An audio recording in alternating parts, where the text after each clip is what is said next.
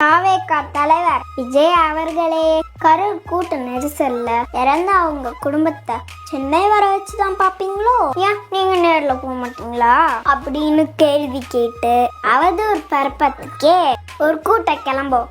அவங்களுக்கு தான் இந்த பதிவு. நீங்க கேக்குறது நியாயமான கேள்விதான், ஆனா பிராக்டிக்கலா கொஞ்சம் திங்க் பண்ணி பாருங்களேன். தளபதி விஜய் ஒரு இடத்துக்கு வந்தா அவரை பார்க்க லட்சக்கணக்குல இல்ல உங்க கணக்குப்படி 27,000 பேருக்கு மேல கூட்டம் வரும். போலீஸ் ப்ரொடெக்ஷன் வேற 500 பேர் கொடுக்கணும்.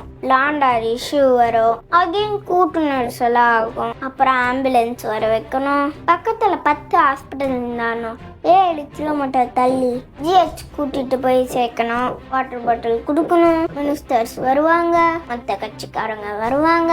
அப்புறம் படிச்சு கண்டிஷனை ஃபாலோ பண்ண சொல்லணும் அப்படின்னு வர சொல்லணும்.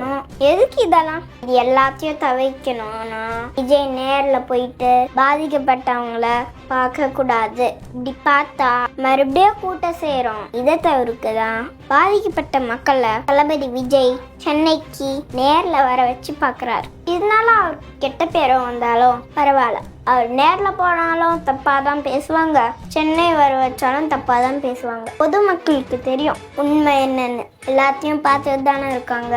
அவங்களுக்கு உண்மை தெரிஞ்சா போதும். மற்றவங்க பின்னாடி பேசுறத பத்தி தளபதி என்னைக்கும் கவலைப்பட மாட்டார். அப்புறம் நம்ம டிவிக்கு தோழர்களுக்கு மற்றும் தளபதி ரசிகர்களுக்கு ஒரு அன்பான வேண்டுகோள். தயவு செய்து பெண்கள், குழந்தைகள், வயதானோர் மற்றும் கர்ப்பிணி பெண்கள் மாநாடுக்கோ பொதுக்கூட்டத்துக்கோ அல்லது கட்சி பிரச்சாரத்துக்கோ போவாதீங்க.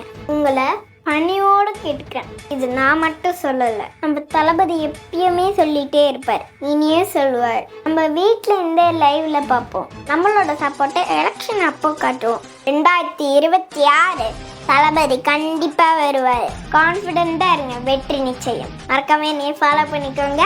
பிறப்போக்கம் எல்லாம் இருக்கும். நன்றி, வணக்கம்.